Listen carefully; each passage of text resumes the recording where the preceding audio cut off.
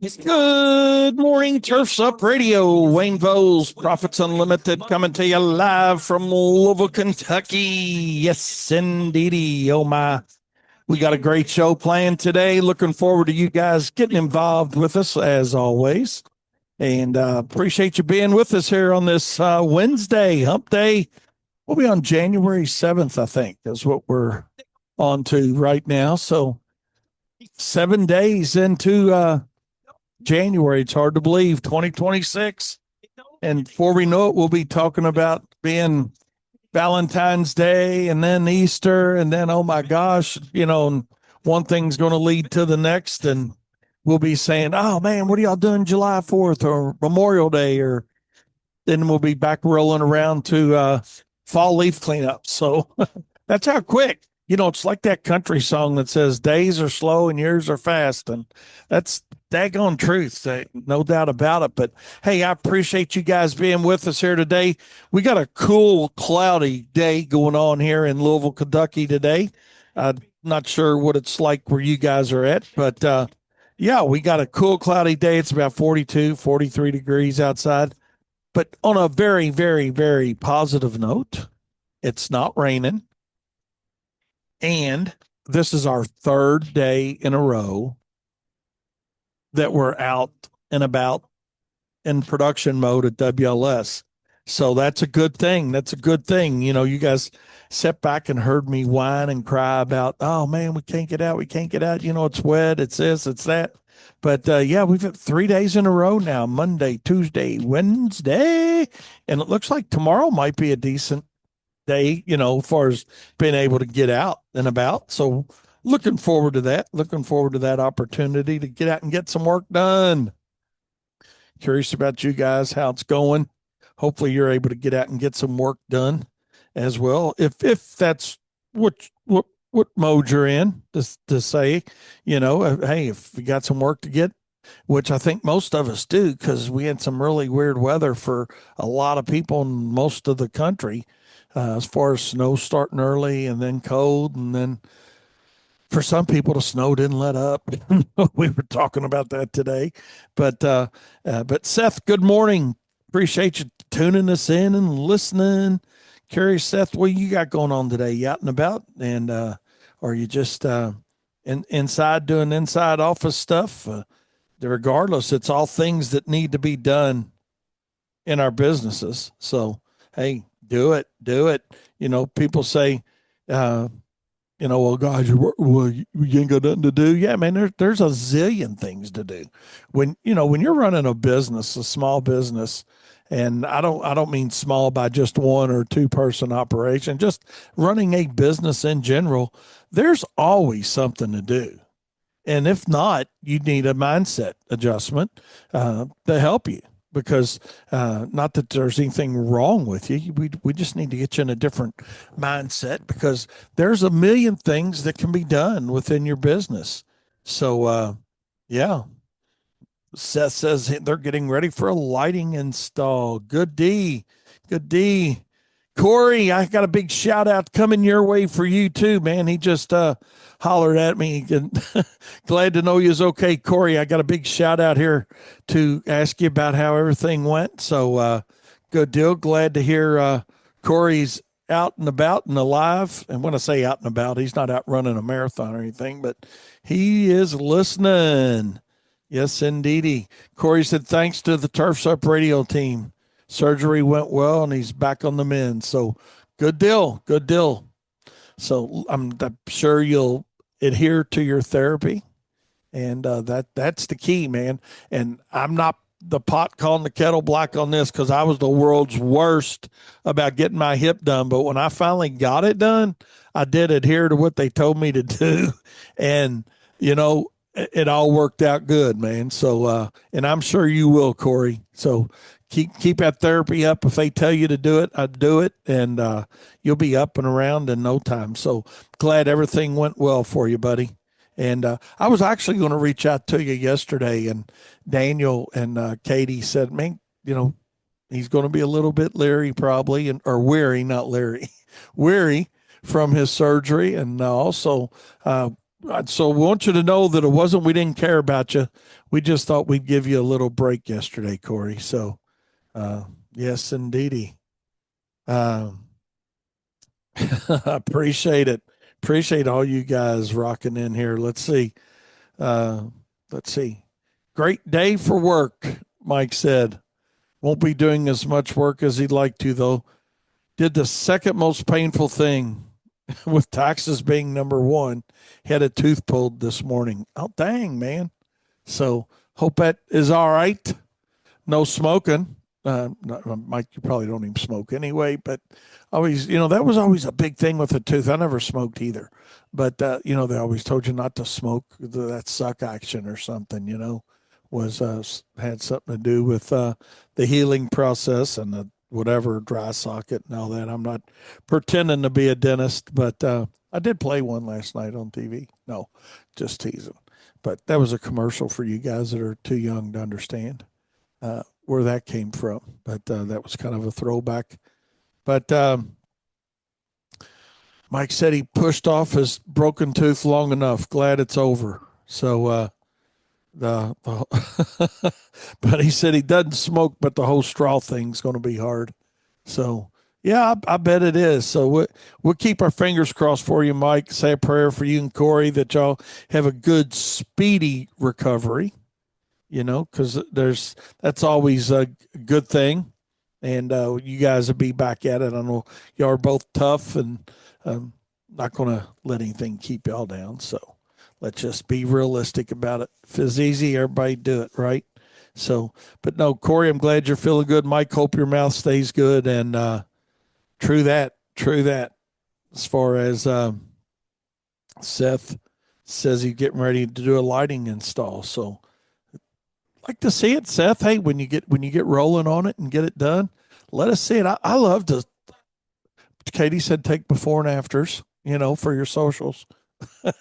Absolutely.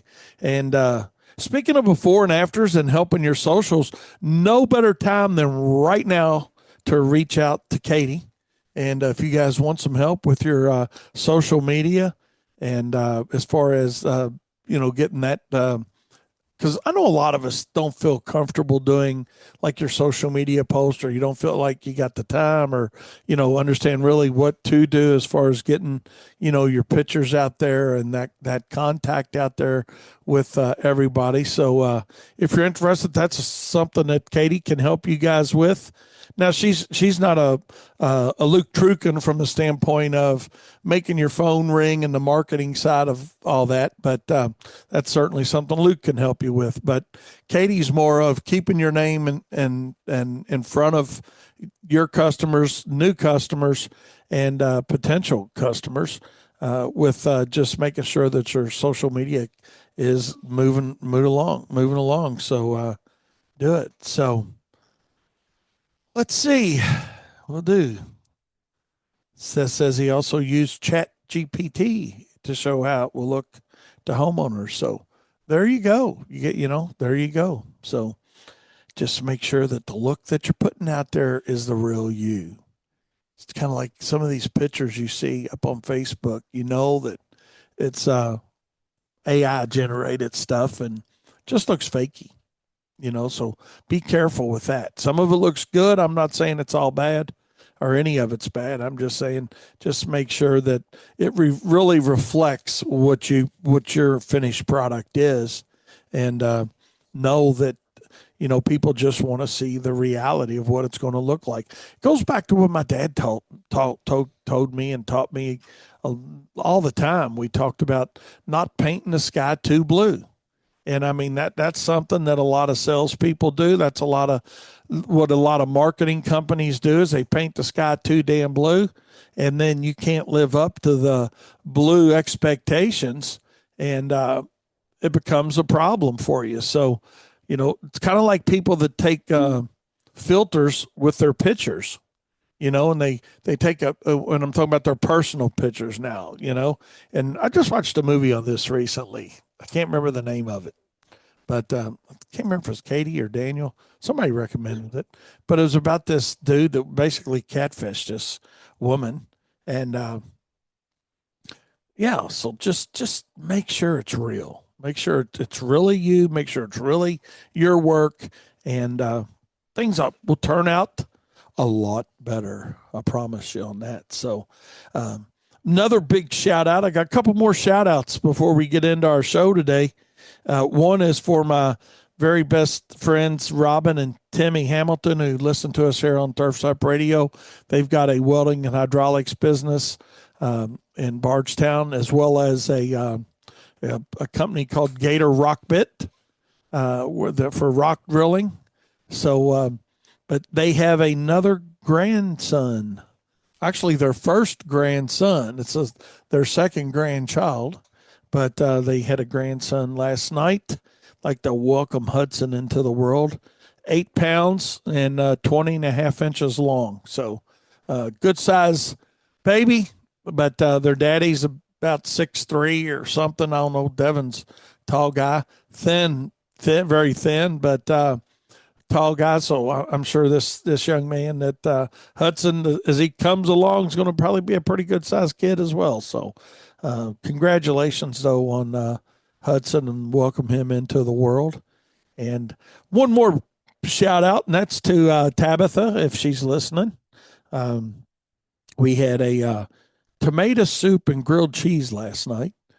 She made both, and I mean, I like grilled cheese about once every 37 years, and but it was not bad though. We had I used to eat grilled cheese a lot growing up. The lady that used to babysit me in Danville, Kentucky, her name was Bess, and I never forget it. We used to have grilled cheese and tomato soup a lot, and I don't know if that's kind of what got me to where don't like it all the time or limit it. But this was pretty decent tomato soup last night. Tab made it, and we had some artichokes in it, which was pretty good. But the really special side of that was Corey said grilled cheese and tomato soup's the best. I hear you, man. It seems to be the mix, you know. And but soup was good, and the grilled cheese was really good. And but what she did neat, and Corey, you can appreciate this, I'm sure.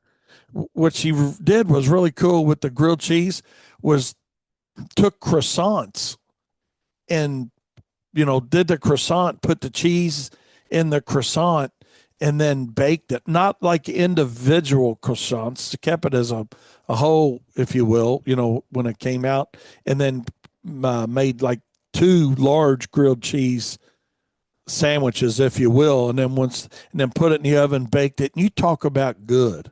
Oh my God. Just the flakiness of the croissant and the cheese, and it was really, really good. So that's something y'all can try. That's Turfs Up Radio tip of the week, is certainly try that. Corey said that's a game changer. Yeah, you got to check it out, man. It was really, really good. First time I'd have ever had a grilled cheese and a croissant, and I would certainly do that again. That was really good. So, Tabitha, if you're listening, great idea. It was really good, and I'm not throwing your tomato soup under the bus. I'm just that was good too, and evidently a lot of our listeners like tomato soup and grilled cheese sandwiches. So, uh, uh, that's funny, Mike. Mike said that's awesome. Congratulations to Timmy and Robin. So there you go, Timmy and Robin. If you're listening, we got a couple shout outs from our listeners for you all. And Mike said that's how he feels about spaghetti also. Growing up in a large family, they had a lot of spaghetti. We did too, Mike. If it could have pasta in it, it had pasta in it. We always had pasta and chili. Just made it go further, and you felt you were getting something to eat and it filled you up. So maybe that's something we can talk about one day here on my show when we get on an off the rails version a little bit, talk about how we all survived. Yeah. So speaking of surviving, Turfs Up Radio, we need to play a few of our commercials from our sponsors here. We'll be right back with more Profit Time here on Turfs Up Radio, your industry, your station. Don't you go anywhere. I do want to talk a minute. I want to welcome Dustin got a new listener, or not a new listener, but a now we know a new listener listening to us. So, Dustin, I appreciate you listening to us here on Turfs Up Radio and checking us out. And hope everything's going good out there in your part of the world. So, Dustin's out there in the Midwest. And like a lot of our listeners, right? Midwest, Northeast. I mean, you look at the population of the United States, and I'm not sure what the percentage is. I'm sure somebody can Google it in 10 seconds and tell me, but it's obviously the largest portion of our population in the U.S. is east of the Mississippi. And so I don't know, it's something like 70% or something that somebody will Google it. But anyways, appreciate you listening, Dustin, and appreciate you guys listening that never text or never reach out and say, hey, I'm listening. We're just glad to be able to help you here and give you a few ideas to help you with your business. And speaking of helping you with your business, I got a funny story I want to share with you guys. But before I share that story, I want to just remind everybody that, hey, we're in a new year, right? No better time than today to think about, hey, what are you going to do different for your business this year? Okay. And certainly Turfs Up Radio is here to help elevate and educate the industry. And also, we'd love to have you in the Profit Circle with us. Be sure to take a look at the Profit Circle. Join the Profit Circle. You get a free trial. And it's not like a limited free trial. You got a 100% access to everything we do in the Profit Circle. All of our past webinars and Zoom calls and just everything is there. So, hey, Rob Rudd's listening to me today. My brother-in-law said he's home with the flu. Sorry to hear that, Rob. The Dollar what? General? Okay. Oh, the Dollar General Shrug. Shug. Daniel, help me. What is the Dollar Gen? Oh, okay. All right. So they have certainly got me off my off on a tangent here with the Dollar Gen. What is it, Dan? The Dollar General. Okay. All right. So, Rob, thanks for listening, man. We appreciate you tuning in. For any of you guys that may be in southeastern Kentucky and need some help through southern states, Rob would be glad to help y'all. I know we got listeners all over, but certainly in that area too. I know of two right off the top of my head I can think of. So, but if you'd like to reach out to Rob, feel free to do that. He'd be glad to help you guys. So, appreciate that, man. Yes, indeed. Profit Circle's the greatest and most low cost investment you could ever make for your business. I appreciate that. Business guys supporting business guys. So that's what it's all about, eh, Daniel? That's right. That's right. Easy way for somebody to get involved, right? Yeah, just definitely. Simply get the value there. Simply go to our website and profitsorus.com. And right at the top of our website, you'll see something that says Profit Circle, and click on that. We got our webinar, and then we'll move along to our core content today. Webinar for January. For you guys that don't know, we do a monthly webinar. We have a monthly Zoom call, Q&As. And we do video Q&As. So if you got any question, we do a video for that question. We just don't type up an answer. So, because I'd rather talk it out than type it out. And but yeah, next Wednesday, January 14th, Courtney, who is the co-founder of Eartha Pro Software, is going to be on with us. And if you're not familiar with their software, be sure to join us. Their software is really cool. I met Courtney and Peter at the Equip Expo this year, and super nice young couple. And they've got a software that they've developed for small businesses, specifically geared towards small businesses. And so she's got a lot of experience in the lawn and landscaping industry, and he's an awesome, what do you call programmers or people that probably be it. Programmer? Yeah. He's Peter's got a ton of experience in writing software. So they've got a really great product and plans starting as low as $9.99 a month, and going up from there. And what I can tell you from talking to them, uh, they're as honest as the day is long. Number one, and they're not there just to grab your money and not worry about the success of your business. So put a reminder in your phone. Again, that's next Wednesday, January 14th. Daniel, we've already sent the link out for that, right? Yes. So all of everybody in the profit circle with us, you've already got your link. So looking forward to that. And we'll talk more about that later. But anyways, Rob, I hope you do get to feeling better, my friend. And Mike said, yeah, he's looking forward to that. So good deal, man. Be good to have everybody back in January. Yes, indeedy. Uh, we made it through December and the holidays. Everybody did. So glad everybody's here. And like I said, man, we got 3 days in a row to work outside. That's outstanding. We're doing some cleanups today. We finally got back to leaves, and we're going to try a few of those today and see what happens. But I want to give a big shout out to David Bowling, in case you're listening, for helping us. David's one of our competitors here in our area. That'd be easy for you guys to understand that way, and I'm not insulting your intelligence, but we work closely together, and he does quite a bit of work for us, and we do some things for him. But want to give him a shout out for helping us with some leaf vacuuming that he's done the last week for us. So because we took our leaf vacuum truck apart and turned it into a snow vehicle, and he's been kind enough to help us with some vacuuming a few properties for us, and they're going to do one today for us. So we're getting them to the street, and he's vacuuming them. So that's what's going on with that. Trying to get our fertilization and lime done. I think we're within about gosh, I don't know. What did we come up with yesterday, Katie? About 142 applications left, I think. Something like that.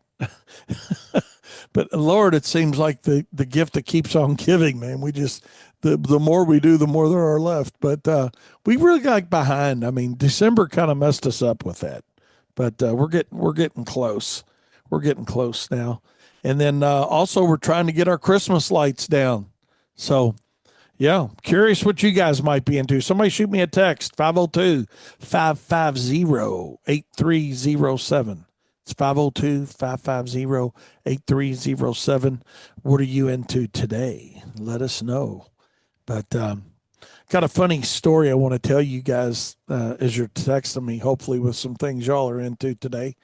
But had a guy call, I guess probably would have been over the weekend, right? Katie, the guy that left us the message that he wasn't happy about his bill, and it was an email. He said, "Okay, send us an email," because we were going through doing dialing for dollars, as we call it, which technically some of it's dialing, some of it's emailing, but just chasing some past due accounts.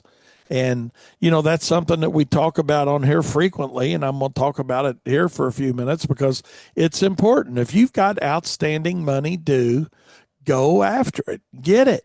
I mean, it's just that simple. Um, you earned it. You deserve it. We talked about this in the profit circle last month about, implementing a procedure for getting your money. Now, some of you guys may say, well, I don't have any accounts past due, and everything we do is on credit card, and that's great. But I'm just going to tell you this, as your company grows a little bit, you're going to get into a situation where you're going to have some of receivables.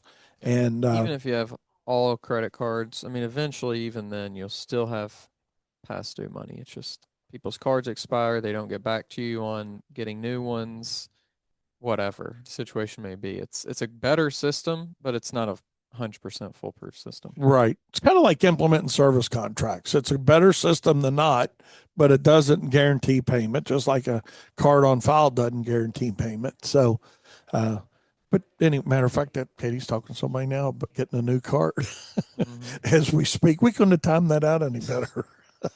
But yeah, but hey, point is, go after it. You earned it. But this guy's like, he in his email. See, that's bad about email and text.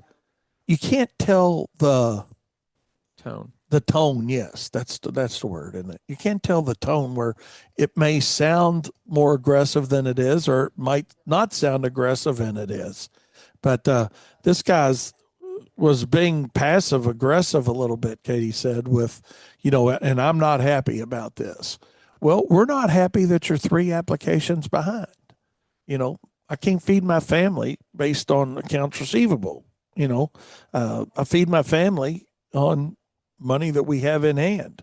And that's how I want you guys to look at it. I mean, we were talking about it the other day, and, we said, AR looks good on a balance sheet, but it looks better when it's cash on hand, you know, and it's a dollar and a dollar, but it's really not a dollar and a dollar. We're not going to get into that today, but because you're going to have a certain amount of funds that are uncollectible. And that's just the reality of it. And you don't have to believe that now based on your company size, but you will believe it.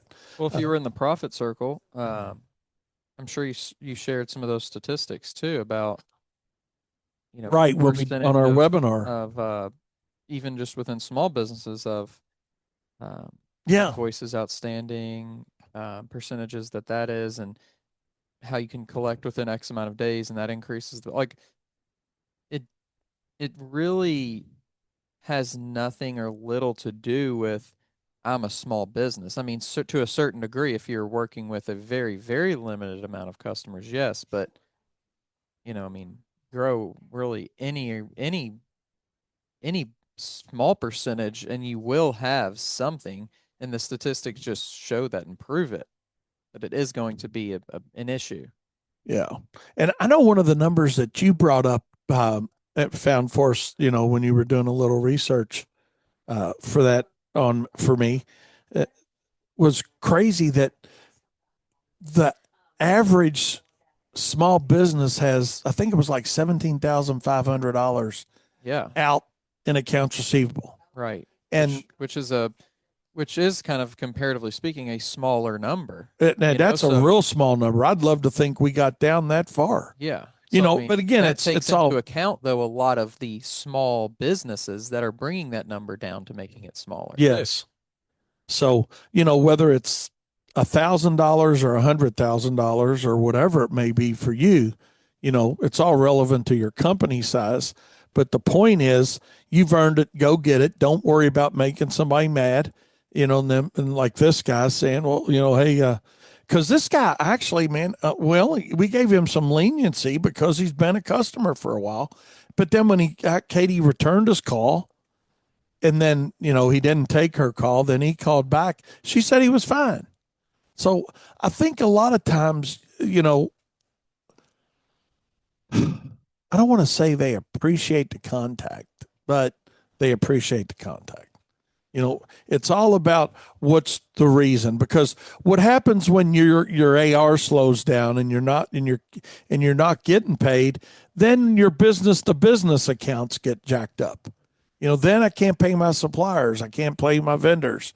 Let's just say, Stephen West, for an example, Sigma Organics, or Rob, who's listed as Southern States. Those guys got to get paid. Your suppliers got to get paid. But if you're not getting paid, you can't pay them, and it's a trickle down effect. Everybody gets affected. And it was crazy the number. I think the business issue, or I call it an issue, the business to business receivables, I think it was something like right at 50%, we're having issues with collections, so what's it all boiled down to? Trying to build a better mousetrap, trying to figure out, hey, are we going to have cards on file? But to Daniel, your point was very valid, that even with a card on file, it's not a flawed system, because I don't know, we've had several that, hey, their cards either expire out, and we notify them, hey, your card's expiring next month. We need a new card on file. Yeah, And that happens irregularly. It's not yeah. just a few times per year, I mean, That or their yeah, cards for get, any number of reasons. yeah, Like like Katie said. it's maybe not. I'd say a average of maybe once a week. Yeah. From people that get sprayed or whenever the mowing comes around to getting taken care of, it probably an average of once a week that it occurs at least. Yeah. I'd say. Yeah. I think, yeah, it's an ongoing issue, or decline cards, Yeah. I mean, that's the other scenario that gets in. So a lot of things come into play with it, but the whole point, and then we're going to move on, is, you know, you've earned it. You deserve it. Go get it. If that means making phone calls, sending emails, getting some people mad at you, you know, I, I would get mad. I'm here to, I'll be the first one to tell you, I would get mad when people call me, and say, Wayne, this is 45 days later. This is 60 days late. And, it's like, but why am I getting mad at them? I mean, shit, they're just trying to get what they have coming, you know? And so then what you do is you look at your business and you say, okay, what can I do, or what do I need to do different? Because if I keep doing the same thing over and over and over again, then I'm the problem. You're the one that's responsible for fixing a problem that you got. And maybe fixing that problem means you cut somebody's service off. Maybe it means you turn them over to Trans World Collections. I mean, I don't like doing that to people, but that's when they know you're serious about getting your money. And we're not going to go into that whole thing today, but just the point is, he paid, he called, and Katie talked to this guy in November, I think, or December, and he's like, yeah, I'll call you and update my card, off that email that was sent out to him, or that phone call that was made. And here we are again. And then he gets mad because the email got a little more aggressive on our end, that, hey, you need to pay this, or, we're going to take a additional collection proceeding. So he called, paid, got caught up, and smiled, and, we're moved on. We're happy. He's happy, and card on file, so we'll move along and until the next time with it. So it doesn't mean you got to get rid of everybody, but what it means is you got to stay on top of it. Don't be like Wayne Voles was and not stay on top. And we could still be better at it, here. And that's one of my goals this year. And if you guys were listening to me this time last year, I was talking about the same thing, was to be better at going after our receivables, you know, and we are much better. I know Daniel and Katie, who post all of our work and whatnot, they've really got a much better system in play now, only because they wanted to do something different to increase receivables, right? I mean, now somebody, from an application standpoint, when they hit what, two, when they get to the next application, we'll hold service, unless there's some mitigating circumstances, and there always is. That's the thing about your policies. It's the 95-5 rule kind of thing. You know, the policy applies 95% of the time, but there's always going to be some exceptions to the rule, and that's what the decisions you make as the manager or owner of a company on how you're going to handle those exceptions. But it is what it is. So, hey, let's take a short break. We'll be right back with more Profit Time here on Turfs Up Radio, your industry, your station. Seth said, when you have money out, it's losing value all the time. And that's why, I mentioned just a few minutes ago, Seth, when we were talking about that, I said, it looks good on an AR, but it's not a dollar for dollar, because the longer it's out, the less it's worth generally. I mean, that's just a reality of it. So, go after it, go get it. And speaking of going after and go and get it, 2026, you guys, you got your thought process going about your renewals and your new contracts and pricing. And, if ever all your contracts for your current customers are in place, that's something we'll talk about on another show. But you still got new work that's going to be coming in, right? And so as we look at 2026, speaking of 2026 and pricing in place, I had a dealer reach out to me yesterday. presentation we're going to be doing down in Evansville at Scotty's, and looking forward to that. Need to reach back out to them today, and we'll get that squared away. But looking forward to that. That'll be last weekend in February, I think, is when the date is on that. But I'll keep you guys posted. So if anybody's in that area, man, and would like to come, they got an outstanding open house, and I'm not just saying it because we go there. It's just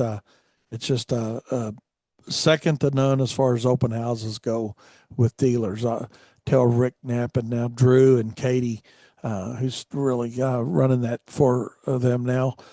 They do an outstanding job on how to have and promote an open house that has a lot of value to their commercial contractors. So we'll keep you posted on that, but I thought I'd throw that out there as a little early sign. So that'll be rolling around here in the latter part of February. But looking forward to that again this year. We always have a great time with that. But as we talk about pricing for 2026, if you haven't evaluated it or looked at it and decided, hey, are you going to have increases? Do you need to have an increase? Is it an overall increase? Is it a partial increase for some of your customers? I'm a firm believer in, you evaluate your customer base and your existing clientele and see who's okay, who's not okay. Doesn't mean you have to have an increase for everybody every year. But certainly one of the big things that I see companies making mistakes on is the same mistake that Wayne made, that I made myself in business for a long time, was I was scared to raise my prices. And, because what do? We think about it, we think, man, I'm going to lose that customer. Well, you're not as nearly as intimidated or scared, whatever word you want to use to explain it, describe it. But to have a price change, if you need to have a price change, when you understand your cost per hour of operation. And the only way you don't do that is to know, and we talked about this a little bit the other day, but we're going to talk a little bit about it now as we wrap up this last segment of my show, is because it's important, and we'll probably talk about it again at some point real soon, because it's that time of the year when we're looking at, okay, our renewals are going out or we're bidding a lot of new work. Do we really know what we need to charge? And then how do we know that? What methodology do you have in place? And I'm not saying you got to engage with Wayne Vose or Profits Unlimited, okay, to understand that methodology. But what I can tell you is we've got a very simple, accurate, and professional way for you to calculate cost per hour of operation based on your overhead, your use rates, and your desired profit margin, and not some of these other methodologies that are out there. And I'm not saying ours is right and everybody else is wrong. I'm not saying that at all. Do not hear me saying that. But what I am saying is there's a whole lot out there, most of which we have purchased just to see what's out there and how it works and is it effective. And a lot of it, there's things to be desired. Let's put it that way. And so I'm just saying, think about it. Use something from somebody. We love for you to use our know why you charge what you charge in our bidding process as far as calculating time and material, But I mean, we got quick estimators for fertilization and weed control. We got cost calculations for any service that you offer: snow, mow, leaves. I mean, if you offer it aeration, overseeding, our know why you charge what you charge spreadsheets, I'm going to tell you, and not just because it's ours, but it's second to none. Now, it's not software, so you're not replacing the software, So if you're using EarthPro, for an example, or you're using whoever software you're using, you're still going to use that software. Our know why you charge what you charge is strictly a cost calculator. So when you're using somebody else's software and it says enter what you want to charge per hour, that's not the guess part of the model. if that makes sense. Because as good as some of this high powered software is, and we use one of the best in the country here, quite honestly, and one of the biggest in the country here, that's one of the inputs is what do you want to charge per hour? Well, hell, everything else considered, my budget that's in there, my everything else that's in there, and the profit that it tells me it spits out is based on my input of I want X number of dollars per hour for whatever service it is, mowing, hedge trimming, landscaping, fert and weed, whatever. If that input's not calculated, then the output of my profit is not the right number, if that makes sense. So, again, I'm not throwing any software under the bus. Like I said, we use one of the biggest in the country here to run our businesses, but we also use our know why you charge what you charge to calculate our cost per hour of operation, and then we implement that number into that software. So, and that's that's what I want everybody to understand is, you can be using any software out there, but the input of what do you want to charge per hour for that service, or what is your cost for that truck or trailer or string trimmer, those numbers need to be known, or that sprayer or labor cost. And know that labor cost for you is just as simple and important as anybody that you hire. And what have you gained once you figure that number out? Confidence.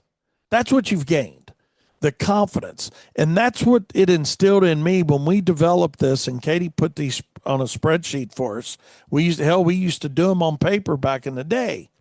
But when Katie put this into a spreadsheet format, the nice thing is it's because it's not software. And I'll repeat it again. It's not software. You never have to buy an update. There's not changes made. You're buying the methodology of how to do it. So whether you're putting a $10,000 piece of equipment in it this year, and next year it's 12,000, and then the next year it's 15 or whatever, what doesn't change is the methodology of how to calculate cost per hour. And that's what most companies don't have, and that's what we strongly suggest that you have for your company is that methodology. It doesn't have to be ours. I'm not saying that. This isn't a Wayne Dam. This is a commercial just for no. I'm telling you to use somebody's, but if you want to default back to something that is accurate, simple, and professional, to give you the confidence to go out and bid jobs, it makes the selling process a whole lot easier when you know and understand where that break-even point is. And that's why, we're able to talk to contractors all over North America, because we don't tell you what to charge. We show you how to calculate costs. Then when you go out and you bid the job, you know that, hey, I need to have a minimum for mowing a lawn of $42.80 or $63.90 or $125 minimum. I don't care what you charge as a minimum. Once you understand your break even point, that's up to you. But don't be like Wayne Vose was for the first 9 years he was in business and bidding jobs based on what I thought the market would bear, what I thought the customer was willing to pay, what my trying to get in, be competitive with my competition. I don't care what my competitor's charging. That's just a reality, and that's where I want you to get. I want you to get to the point where you don't care what your competition's charging. You charge based on what your expenses are, what your overhead is, what your use rates are, and what your desired profit margin wants to be. Then you've got confidence. And when you got confidence, there is a fine line between confidence and arrogance. And we don't have time to talk about it today because we got about 2 minutes, 20 seconds. But that's what's going to make you powerful. And what we're going to talk about on Friday is that whole pricing structure. We thought we'd get there today, Daniel, but we didn't make it. So that's okay. Never do. But that's because we get good input from everybody. And then we get off on these tangents. But the reality of it is things we need to look at, going into 2026 is Hey, start with your existing customers because we know two things about them: how long they take, how much they pay. Then we transfer that information over to let's go bid some new work. But the people that we got to fix first are the people that are living right in your client base right now, because those are the people that are creating the cash flow for your company. And cash flow and profitability are both very important. But we got to understand we cannot get the two confused. We cannot get the two confused because I'm going to be the first one to tell you, and y'all have heard me say this many times, but I'm saying it for our new listeners, and I know we got several out there. A lot of times we think about the volume that we're doing instead of the profit that we're making. And the good thing about it is when we finally understand, know why we charge what we charge, then it allows us the opportunity to go out and bid jobs the right way, do less work, make more money. And if anybody can tell me anything that's wrong with that, let me know. You guys have a great day. Appreciate you listening. Rob, hope you get feeling better. Appreciate all you guys. Corey, Mike, hope you're all recover quickly from your tooth and your knee surgery. We'll see you guys on Friday. And remember, profit is not a dirty word.